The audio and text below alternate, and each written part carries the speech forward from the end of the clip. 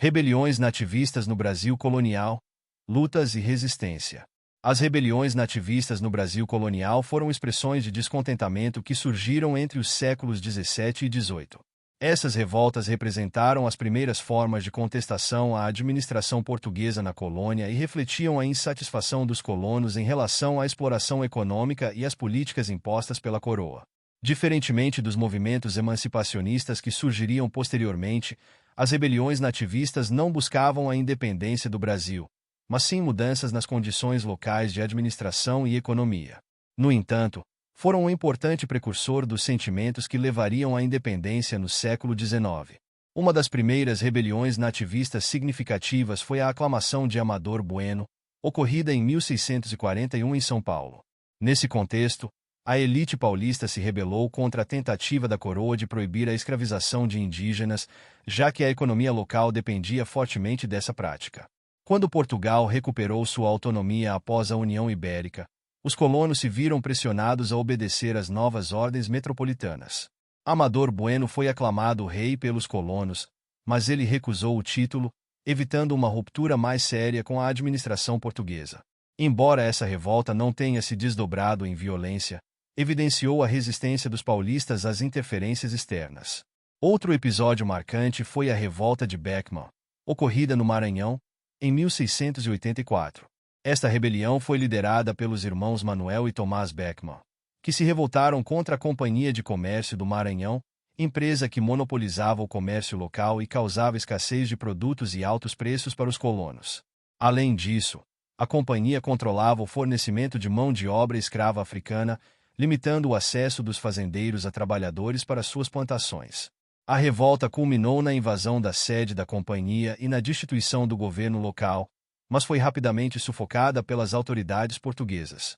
Manuel Beckman foi condenado à morte, mas o movimento teve algum impacto, levando à extinção da companhia. A Guerra dos Emboabas, entre 1707 e 1709, foi outra rebelião importante que ocorreu na região das Minas Gerais. Esse conflito envolveu os paulistas, que foram os primeiros a descobrir ouro na região, e os emboabas, que eram colonos vindos de outras partes da colônia e de Portugal. Os paulistas acreditavam ter o direito exclusivo de exploração das minas, enquanto os emboabas queriam participar da corrida pelo ouro. A guerra resultou na derrota dos paulistas, que foram forçados a se retirar da região. No entanto, o conflito evidenciou as tensões entre os colonos estabelecidos no interior e os recém-chegados, além de mostrar a importância crescente da mineração para a economia colonial. Outro episódio relevante foi a Revolta de Vila Rica, também conhecida como Revolta de Filipe dos Santos, ocorrida em 1720. Essa revolta foi motivada pela insatisfação dos mineradores com a criação das casas de fundição, estabelecimentos onde todo o ouro deveria ser fundido e registrado antes de ser comercializado. Os mineradores se revoltaram contra essa medida, que dificultava o contrabando de ouro e aumentava o controle da coroa sobre a produção local.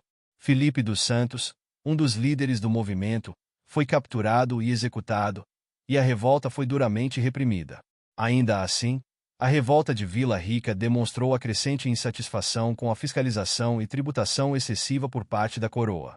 A Revolta dos Mascates, ocorrida entre 1710 e 1711, também se insere nesse contexto de conflitos locais.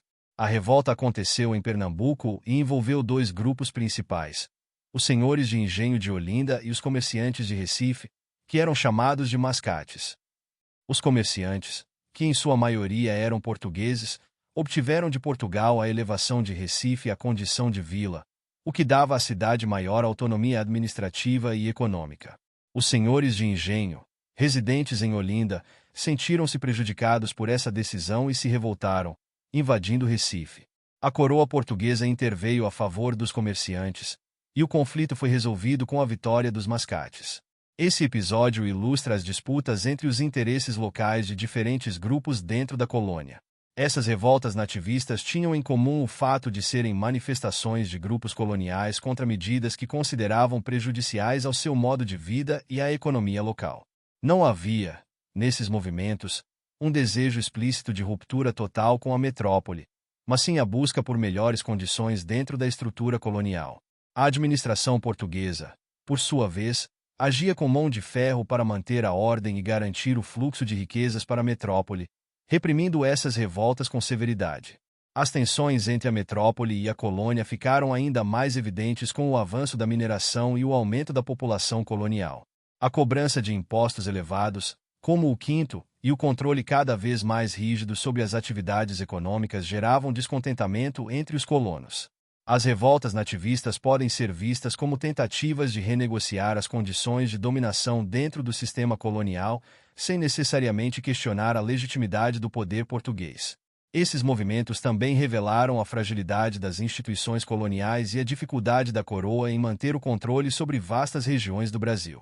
As distâncias geográficas, a diversidade dos interesses locais e a falta de uma presença militar forte no interior dificultavam a administração eficiente da colônia. Ao mesmo tempo, os colonos, que tinham suas próprias ambições econômicas e políticas, nem sempre estavam dispostos a aceitar passivamente as imposições metropolitanas. Um aspecto importante a se destacar é a influência que essas revoltas tiveram sobre as gerações posteriores. Embora não tivessem o objetivo de alcançar a independência, elas ajudaram a criar uma cultura de resistência e questionamento da autoridade colonial. Esse sentimento se intensificaria ao longo do século XVIII, culminando nos movimentos emancipacionistas, como a Inconfidência Mineira e a Conjuração Baiana, que, diferentemente das revoltas nativistas, já visavam a independência do Brasil.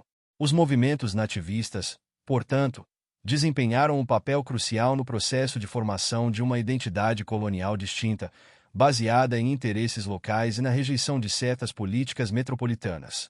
Ainda que não tenham sido vitoriosos em seus objetivos imediatos, essas revoltas deixaram marcas profundas na história do Brasil e no relacionamento entre a colônia e a metrópole.